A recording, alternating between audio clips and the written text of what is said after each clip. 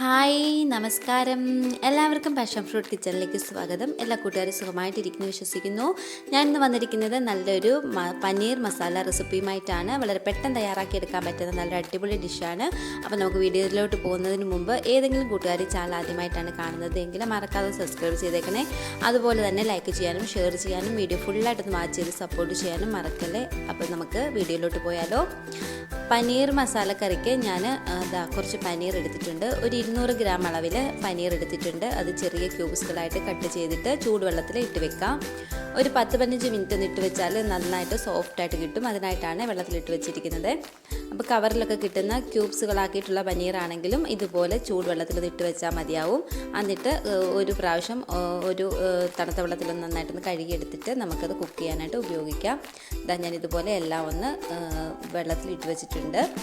ഇനി നമുക്ക് ഇത് തയ്യാറാക്കാൻ വേണ്ടിയിട്ട് ഒരു ചീനച്ചട്ടി ഞാൻ ഗ്യാസ് വെച്ച് കൊടുത്തിട്ടുണ്ടായിരുന്നു. ചൂടായിട്ട് വന്നപ്പോൾ ഞാൻ ബട്ടറാണ് ഇട്ട് കൊടുക്കുന്നത്. ബട്ടറിന് പകരം നെയ്യോ എണ്ണയോ ഒക്കെ നിങ്ങൾക്ക് യൂസ് ചെയ്യാം. നിങ്ങളുടെ ഇഷ്ടത്തിനനുസരിച്ച് അതൊക്കെ ഉപയോഗിക്കാവുന്നതാണ്. ഈ ബട്ടർ ഒന്ന് നന്നായിട്ടൊന്ന് മെൽറ്റായിട്ട് വരട്ടെ. അതുവരെ നമുക്കൊന്ന് വെയിറ്റ് ചെയ്യാം.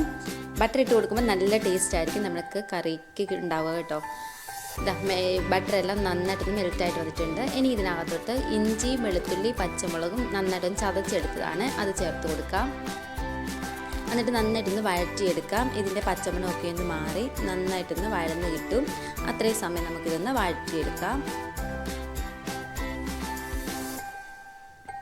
ഇഞ്ചി വെളുത്തുള്ളിയൊക്കെ നന്നായിട്ടൊന്ന് വഴന്നതിൻ്റെ പച്ചമണമൊക്കെ ഒന്ന് മാറി വന്നിട്ടുണ്ട്. കണ്ടോ, ഇതുപോലെ എല്ലാം ഒന്ന് നന്നായിട്ടൊന്ന് വഴന്ന് കിട്ടിയിട്ടുണ്ട്. ഇനി ഇതിനകത്തോട്ട് ഞാൻ കുറച്ച് കറിവേപ്പില ചേർത്ത് കൊടുക്കുന്നുണ്ട്. ഒരു 3 സവാള നീളത്തിലരിഞ്ഞത് ചേർത്ത് കൊടുക്കാം. ആവശ്യത്തിനുള്ള ഉപ്പ് കൂടി ചേർത്ത് കൊടുക്കാം. ഈ സവാള പെട്ടെന്ന് വഴന്ന് കിട്ടാൻ വേണ്ടിയിട്ടാണ് നമ്മൾ ഉപ്പ് ചേർത്ത് കൊടുക്കുന്നത്. ഇനി നന്നായിട്ടൊന്ന് വഴറ്റിയെടുക്കാം.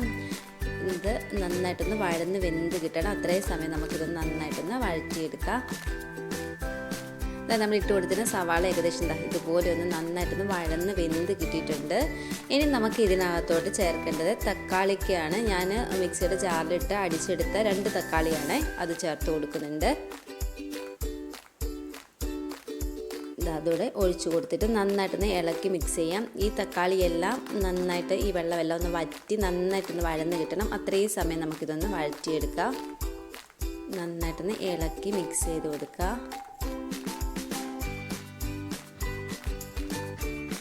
തക്കാളി സവാളയെല്ലാം നന്നായിട്ടൊന്ന് വഴന്ന് നല്ലതായിട്ട് വെന്ത് കിട്ടും. അത്രയും സമയം നമുക്കിത് നന്നായിട്ടൊന്ന് വഴറ്റിയെടുക്കാം. ഇതിൻ്റെ വെള്ളമെല്ലാം ഒന്ന് വലിഞ്ഞ് സവാളയിലോട്ടൊന്ന് പിടിക്കും. അത്രയും സമയം നമുക്കിതൊന്ന് വഴറ്റിയെടുക്കാം.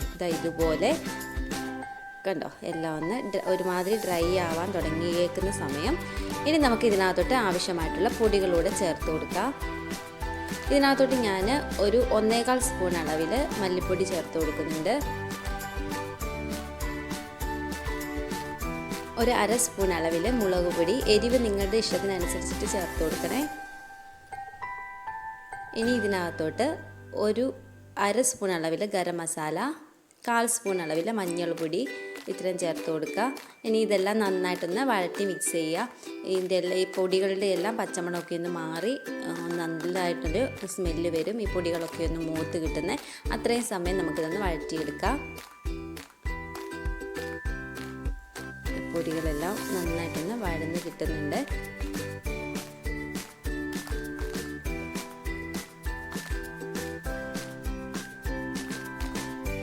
പൊടിയെല്ലാം നന്നായിട്ടൊന്ന് വഴന്ന് വന്നിട്ടുണ്ട്. ഇനി ഇതിനകത്തോട്ട് ഒരു 2 ടേബിൾ സ്പൂൺ അളവിൽ ടൊമാറ്റോ കെച്ചപ്പോ ടൊമാറ്റോ സോസോ ചേർത്ത് കൊടുക്കാം. എന്നിട്ട് നന്നായിട്ടൊന്ന് വഴറ്റിയെടുക്കാം.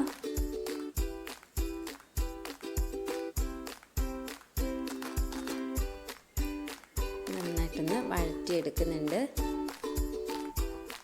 ഇനി ഇതിനകത്തോട്ട് ഗ്രേവിക്ക് ആവശ്യമായിട്ടുള്ള വെള്ളം ചേർത്ത് കൊടുക്കുക.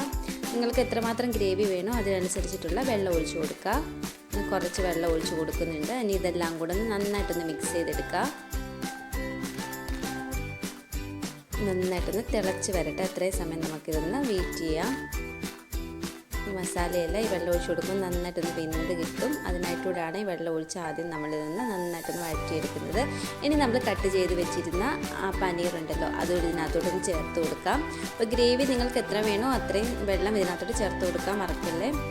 ഇനി ഇതെല്ലാം നന്നായിട്ടൊന്ന് ഇളക്കി മിക്സ് ചെയ്യുക. നല്ലൊരു അടിപൊളി പനീർ മസാല റെസിപ്പിയാണ്. നിങ്ങളിത് മറക്കാതെ ഒന്ന് ട്രൈ ചെയ്യണം. നല്ല ടേസ്റ്റ് കേട്ടോ. ഇത് നമ്മളുടെ പനീർ മസാല ഇവിടെ ഏകദേശമൊക്കെ റെഡിയായിട്ട് വന്നിട്ടുണ്ട്. ഒരു 2-3 മിനിറ്റ് അധികം ഇട്ട് വേവിക്കണ്ട കേട്ടോ. ഇതെല്ലാം ഒന്ന് നന്നായിട്ടൊന്ന് തിളച്ച് നമ്മുടെ ഗ്രേവി എല്ലാം ഈ പനീറിലോട്ടൊന്ന് പിടിച്ച് കിട്ടുന്ന അത്രയും സമയം നമുക്കൊന്ന് കുക്ക് ചെയ്താൽ മതിയാവും. ഏകദേശം നമ്മുടെ കറി ഇവിടെ റെഡി ആയിട്ടുണ്ട്. ഇനി ഞാനൊരു സെർവിങ് ബൗളിലോട്ടൊന്ന് മാറ്റുന്നുണ്ട്. ഇതൊക്കെ ഉണ്ടോ നമ്മുടെ പനീർ മസാല കറിയുടെ റെഡി ആയിട്ടുണ്ട്. അപ്പോൾ നിങ്ങളെല്ലാവരും മറക്കാതെ ഒന്ന് ട്രൈ ചെയ്യണം. ഞാനിത് വെള്ളയപ്പത്തിൻ്റെ കൂടെയാണ് സെർവ് ചെയ്യുന്നത്. ചപ്പാത്തിയുടെ കൂടെ, പൊറോട്ടയുടെ കൂടെ, അപ്പത്തിൻ്റെ കൂടെ ഒക്കെ സെർവ് ചെയ്യാൻ പറ്റിയ നല്ലൊരു അടിപൊളി ഡിഷാണ്. അപ്പോൾ നിങ്ങളെല്ലാവരും മറക്കാതെ ഒന്ന് ട്രൈ ചെയ്തിട്ട് ഫീഡ്ബാക്ക് കമൻറ്റ് ബോക്സിൽ അറിയിക്കാൻ മറക്കല്ലേ. Thank you.